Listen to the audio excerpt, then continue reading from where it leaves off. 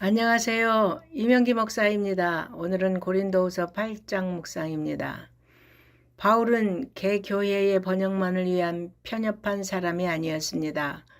그는 경제적으로 어려운 교회를 다른 교회들이 돕도록 지도했습니다. 바울의 영향으로 고린도 교회는 1년 전부터 예루살렘 교회를 위해 자원하는 마음으로 모금운동을 시작했습니다.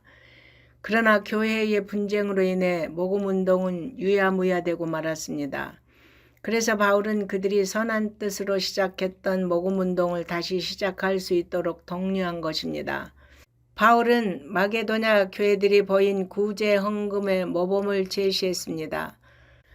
마게도냐 지방에 있던 빌립보, 데살로니가, 베레아 교회 등은 당시 로마 제국의 착취로 인해 결코 넉넉한 생활을 하지 못했음에도 불구하고 가난한 중에서도 예루살렘 교회 성도들을 위한 구제에 최선을 다했습니다. 그들은 자원하여 자기 능력 이상으로 헌금했으며 바울에게 자신들이 거룩한 구제 사역에 동참할 수 있게 해달라고 호소까지 했습니다. 바울은 이러한 마게도냐 교회들의 모범을 소개함으로써 디도를 보낼 때 고린도 교회 성도들이 이 은혜의 일을 작정한 대로 성취할 수 있도록 지도하라고 당부했습니다. 그는 고린도 교회 성도들이 예수 그리스도의 큰 은혜를 받았으므로 예루살렘 교회에 대한 사랑을 실천해야 한다고 설득했습니다. 그러면서 고린도 교회가 1년 전부터 자원하여 시작한 구제헌금을 성취할 것을 여러 말로 당부했습니다. 그들이 자원하여 바치려는 마음이 있다면 하나님은 그들이 가진 것으로 바치는 만큼 받으실 것이며 그들에게 없는 것을 받지는 않으실 것이라고 하며 바울은 계속해서 자원하는 마음을 반복해서 강조했습니다. 바울은 예루살렘 교회를 위한 구제헌금 모금을 위해 디도와 무명의 다른 두 일꾼을 선발대로 보냈습니다. 이들은 모든 교회에서 칭찬받고 여러 사역에 평소에 동참했던 자들입니다. 바울은 연보에 관한 일을 처리하는 과정에서 매우 신중하게 행동했습니다. 만약 큰 획수의 헌금을 관리하는 데 작은 실수라도 한다면 이는 큰 비난거리가 될 것이기 때문입니다.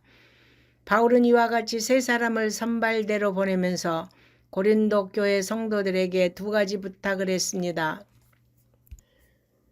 첫째는 여러 교회가 고린도 교회를 주목하고 있으니 사랑의 증거를 보여달라는 것이고, 둘째는 다른 교회들에게 고린도 교회의 헌금 모금에 대해 자랑을 했는데 그 증거를 보여달라는 것입니다. 1년 전에 고린도 교회는 그 누구보다 먼저 열정에 불타서 헌신을 작정했건만 지금까지도 목표를 달성하지 못하고 있었기 때문에 작정한 헌금을 마음을 다해 마무리해서 매듭을 지어달라고 한 것입니다.